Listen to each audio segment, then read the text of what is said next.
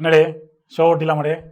ஓட்டு ஓட்டுப்பா, நான் வேணா பேசாமல் இருக்க. ஓட்டு ஷோவோ ஓட்டு, நான் பார்க்குறேன். ஷோ ஓட்டுங்க. தெரியாது. படம் எடுத்த அவனுக்கே தெரியாது போது நமக்கு தெரியலன்னா அதில் எந்த பிரச்சனையும் கிடையாது. இந்த தமிழ்நாட்டின் குவென்டின் டொரண்டினோ அப்படின்னு ஒருத்தர் இருக்காரு. சாப்டரா படம் எடுப்பார். சாப்டரா போட்டாலே குவென்டின் டொரண்டினோவா?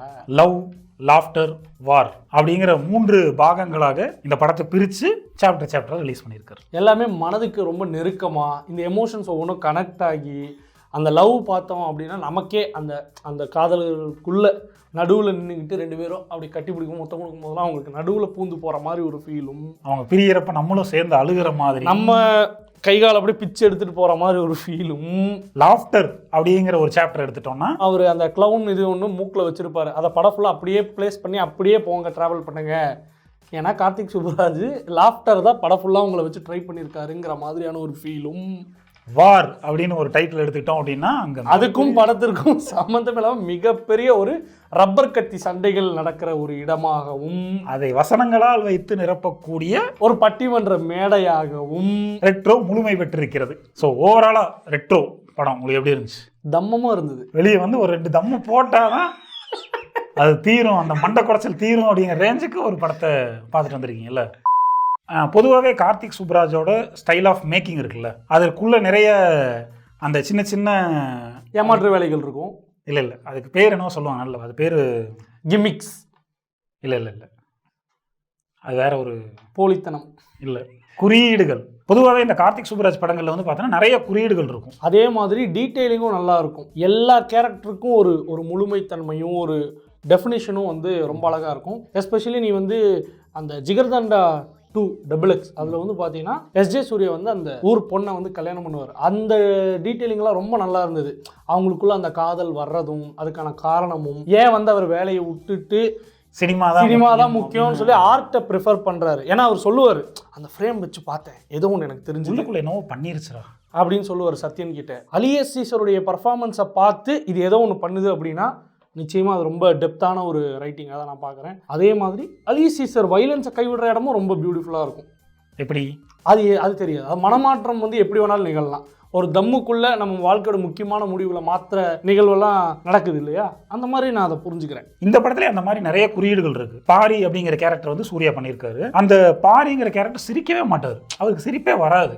முக்கியமாக இந்த படத்தில் இருக்கிற காமெடியை பார்த்தா அவருக்கு சிரிப்பே வராது. ஆனால் அவர் சிரிக்கிறதுக்கான ஒரு சூழல் உருவாகும். அது வந்து இந்த படத்தை சூஸ் பண்ணுமே அப்படின்னு நினைக்கும் போது நிச்சயமாக சிரிப்பு வரும். அது மாதிரி நிறைய குறியீடுகள் இருக்கு. அதே மாதிரி இந்த ஒன்லைன்லாம் எப்படி எக்ஸ்பிளைன் பண்ணியிருப்பாங்கன்னு எனக்கு ரொம்ப ஒரு கியூரியாசிட்டி இருக்கு. சார், நீங்கள் ஒரு தீவுக்குள்ளே போறீங்கும் போது அலர்ட்டாக எஸ்கேப் ஆயிருக்க வேண்டாமா? ஒரு தீவுக்குள்ளே போறீங்க, அங்கே ஒரு கல்ட் இருக்கு, அந்த சாத்தான் கொம்பு குறியீடு, ஒரு வினோதமான சடங்கெல்லாம் பின்பற்றுவாங்க, ரப்பர் கத்தி வச்சு சண்டை போடுவாங்க, இப்படிலாம் சொல்லும் போதே உனக்கு சில சமிக்கைகள் கிடைக்கலையா? பொதுவாக இந்த மாதிரி பெரிய ஹீரோக்கெல்லாம் பார்த்தோன்னா ஒரு தீவுக்குள்ள படம் அப்படின்னு சொல்லிட்டோன்னா பரவாயில்லையே, நமக்கு வந்து ஷூட்டிங்கில் எந்த டிஸ்டர்பன்ஸும் இருக்காதுன்னு சொல்லிட்டு அதை ஒத்துக்கிறாங்களோ அப்படிங்கிற ஒரு கேள்வி எனக்கு இருக்கு. அது கங்குவாக்கு அப்புறமும் அந்த முடிவுகளை எடுக்கிறாங்களா அப்படிங்கிற கேள்வி எனக்கு இருக்கு.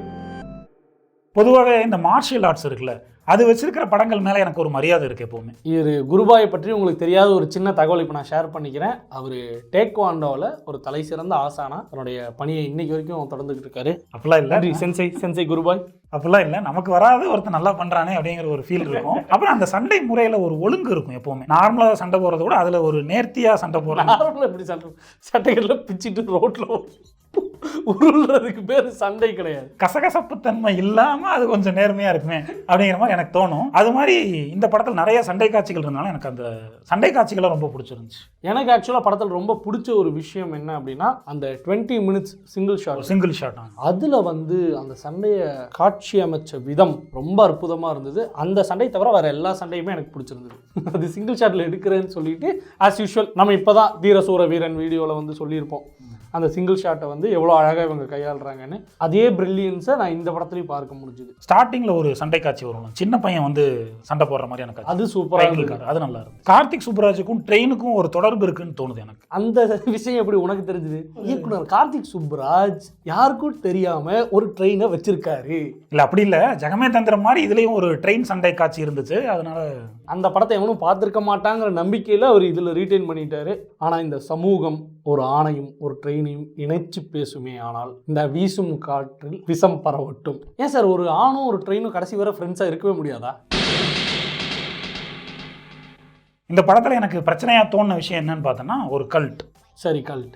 இந்த மலிவான ஜோக்கு சொல்றதுக்கா என்ன இடைமறிச்சு? இந்த கல்ட்டுங்கிற விஷயம் வந்ததுக்கு அப்புறம் தான் படம் சூடு பிடிக்க ஆரம்பிக்குது. அது வரைக்கும் எங்கே தெரியுமோன்னு நினச்சவன் அப்படியே சேரை பின்னாடி தள்ளி அப்படியே சாயிறான். இன்னொரு 1 மணி நேரம் நம்மளை தாலாட்டு பாடி தூங்க வைக்கிற ஒரு தாயா மாறுறா கார்த்திக் சுப்புராஜ். கார்த்திக் சுப்புராஜ் படங்கள் அப்படின்னாலே ஒரு ட்ரேட்மார்க் ஒன்று இருக்கு, படம் நல்லா இருக்குங்கிறது. மெர்க்குரி, ஜெகமே தந்திரம் போன்ற படங்களையும் மனசுல வச்சுதானே சார் நீங்க பேசுறீங்க. இந்த படத்துல ஹீரோவோட கேரக்டர் நேம் வந்து பாரிவேலன். கேரக்டர் ரொம்ப இன்ட்ரெஸ்டிங்கா இருக்கும். கேரக்டர் இன்ட்ரெஸ்டிங்கா, பேர் இன்ட்ரெஸ்டிங்கா இருக்குமா? ஏன்னா கேரக்டர் ரொம்ப மண்ணு மாதிரி மந்தமா இருந்தது. எப்பவுமே அவர் வந்து சிரிக்க மாட்டாரு, ஒன்றும் பண்ண மாட்டாரு. நம்ம நல்ல ஒரு பிரியாணியை போட்டு ஒரு டீயை குடிச்சதுக்கு அப்புறம் தூங்க போகாம நம்மளை ஹோல்டு பண்ணாங்கன்னா ஒரு ஃபேஸ் ஒன்று இருக்கும்ல, அந்த ரியாக்ஷனோடவே இருப்பான் பாரிவேலன். அவருக்கு ஏன் அந்த பாரிவேல் அப்படிங்கிற பேர் வந்துச்சு அப்படின்னா, அவர் கிருஷ்ணர் பிறந்த அன்னைக்கு அவர் கிடைச்சிருப்பாரு, அதனால பாரி அப்படிங்கிற பேரும். வயிற்றுல வந்து ஒரு வேல் ஒன்று இருக்கும். வயிற்றுல வேல் இருக்குமா? வேல் மாதிரி ஒரு மச்சம் இருக்கும். அதனால அவர் வந்து பாரிவேலன் அப்படின்னு அன்போடு அழைக்கப்பட்டார். ஆனா பின்னாடிதான் கண்டறியப்படுது அது வேல் கிடையாது, சூலாயுதம். பாரிசூலன். ஆனா அத்தனை நேரத்துக்கு பார்த்தோன்னா அது வேல் மாதிரி தான் அந்த மச்சத்தை காமிச்சிருப்பாங்க. திடீர்னு பார்த்தா சூலாயுதம் மாதிரி விரிஞ்சிடும். எப்பட்றா அப்படின்னு. அப்போ ஒரு சாரார் அவரை பாரிவேலனாகவும் ஒரு சாரார் அவரை பாரிசூலனாகவும் வழிபடுற ஒரு தெய்வமா அவர் சுத்திக்கிட்டு இருக்காரு. ஸோ இப்படி ஒவ்வொருத்தருக்கும் ஒவ்வொரு அடையாளம் இருக்கும். இந்த அடையாளம் வந்து இந்த படத்துல ரொம்ப முக்கியமான விஷயமா நான் பார்க்குறேன். ஆமா, இப்போ நீங்க யாரு அப்படின்னு கேட்டா, குருபாய் வீடியோ பண்றேன், வேற ஏதாவது பிசினஸ் பண்றேன் ஏதாவது சொல்லுங்க. நான் யாரு? நான் வந்து சர்வீஸுங்க, யூடியூப் வீடியோ பண்றேன், நான் வந்து ஃபுட் டெலிவரி பண்றேன் அப்படின்னு வந்து நான் சொல்றேன். இவனை யாருன்னு கேட்டா இவன் என்ன பண்ணுவான்? சட்டையை கழட்டிட்டு நிற்பான். இங்க பாரு, தெரியுதா நான் யாருன்னு தெரியுதா? யாருக்கு அவனை தெரியலினாலும் உடனே சட்டையை கழட்டிட்டு நிற்கிறான். ருக்மிணியும் பாரிவேலனும் சந்திக்கிற ஒரு காட்சி இருக்கும். மேலே வந்து ஒரு நாய் ஒன்றுக்கு போயிடும். கழுவ வேண்டியது அந்த சட்டையைத்தான்.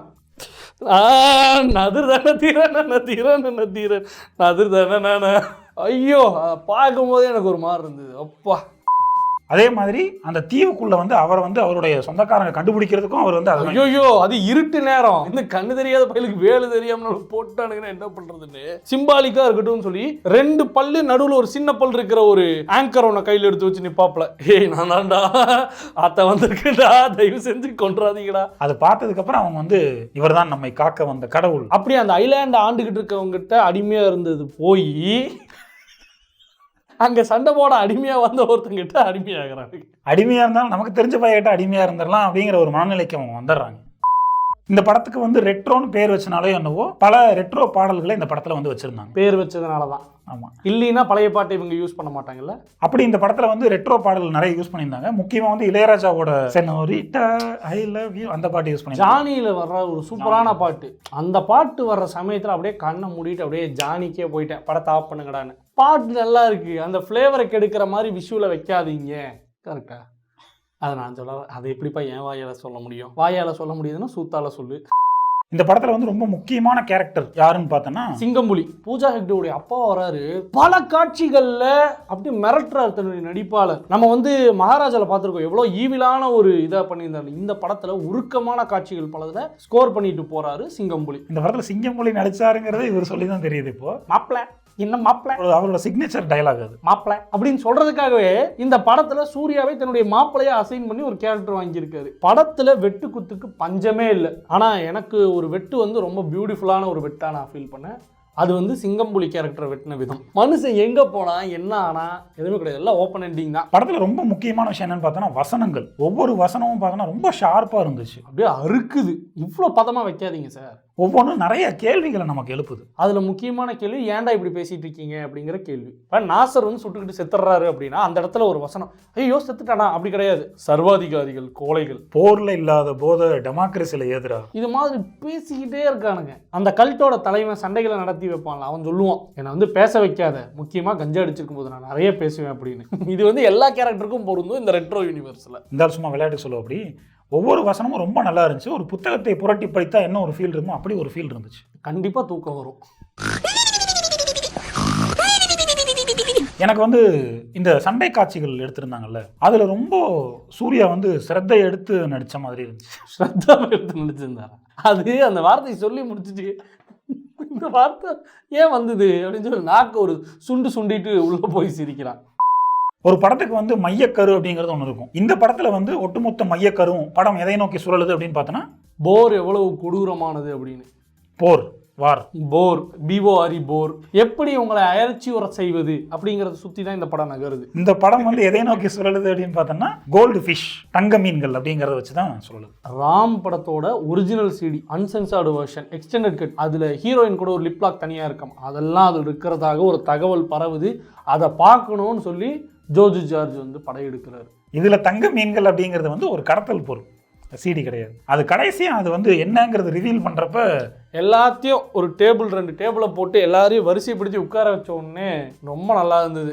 சுடு வாங்கி சாக போறானுங்கடா ஆஸ் யூஸ்வல், ஜிங்குஜா ஜிங்கு ஜிங்குஜா ஜிங்குஜா ஜிங்கு ஜிங்குஜா. ஆனா என்ன ஒரு துரதிருஷ்டவசம் அப்படின்னா இந்த படத்துல வந்து அப்படி சாகிறவங்களை படம் முடிச்சு காமிக்கிறதுக்கு ஒரு டைரக்டர் இல்ல அப்படிங்கறனால, அதனாலதான் அவனுக்கு உயிரோடு இருக்கானுங்கன்னு எனக்கு தோணுது. போட்டோ எடுத்ததுனாலதான் அவனுங்களோட ஆயுசு போயிருக்கு ஜிகர்தண்டால.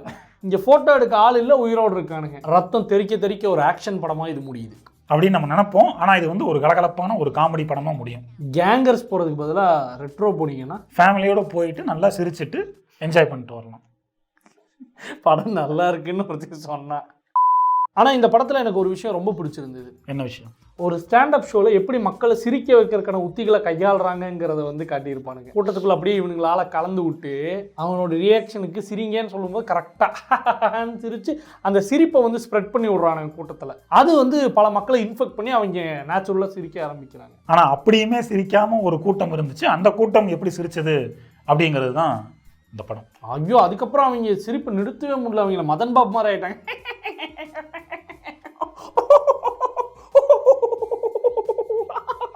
அப்படி ஆயிடுறாங்க. அது வந்து பாரிவேலுடைய அம்மா வச்சிருக்கும், டிஷ்ஷு நடிக்கும். முடிஞ்சானுங்க எதிரில் இருக்க கூட்டமே முடிஞ்சதுன்னு பார்த்தா அது தாண்டி போய் விழுவும். அவனுக்கு கையில் இருந்தது ஒரே ஒரு இதுதான், பசூக்கா. அதையும் அந்த அம்மா தூக்கி வெளியே அடிச்சிருச்சு. எல்லாம் சிரிச்சுக்கிட்டு இருக்காங்க. அவங்க யாருக்கும் தெரியாது அது வேலை செய்யாத பசூக்கான்னு. கடைசியா வந்து ஆயுதங்களை விட மிகப்பெரிய ஆயுதம் வந்து சிரிப்பு தான் அப்படிங்கிறது. ஏன்னா இருந்த ஒரே ஒரு பசூக்கா போயிடுச்சு, வேற வழி இல்லை. எல்லாரும் சிரிச்சு பயமுறுத்துறாங்க. அப்புறம் இந்த ஐடியில் வேலை பார்க்குறவங்க எல்லாம் வந்து இந்த வெள்ளி சனி ஞாயிறு சாயந்தரம் போய் சிரிச்சுட்டு வருவாங்க. அந்த வாரத்துடைய ஸ்ட்ரெஸ்ஸை பூரா போய் அங்கே கழிச்சுட்டு அந்த கங்கையில் கழுவி தன்னுடைய சரீரத்தை சுத்தம் பண்ணிட்டு எப்படி வெளியே வருவாங்களோ அந்த மாதிரி வருவானுங்க. வாரத்தில் 5 நாள் ஸ்ட்ரெஸ்ல இருக்கிறவனுக்கே இந்த நிலைமைன்னா, வாழ்க்கை பூரா ஸ்ட்ரெஸ்ல இருந்தவங்களுக்கு சிரிச்சுட்டு போங்க ஒரு 2 நிமிஷம் தானே அப்படின்னு ஒரு அனுதாபத்தோட ஒரு சிரிப்பை கடக்கிற நிலை வரும் நான் நினைச்சு கூட பார்க்கல. மொத்தத்தில் இந்த ரெட்ரோ எப்படி இருந்துச்சு அப்படின்னு பார்த்தோன்னா, கார்த்திக் சுப்ராஜுடைய ஃப்ளேவரும் சூர்யா அவர்களுடைய ஃப்ளேவரும் அழகாக பிளெண்டான ஒரு ப்ராடக்டாக இருந்தது. கங்குவாக்கும் ஜெகமே தந்திரத்துக்கும் பிறந்த ஒரு குட்டி பையன் போல அழகாக சிரித்தான் ரெட்ரோ. சிரித்தான். It sound right, boys.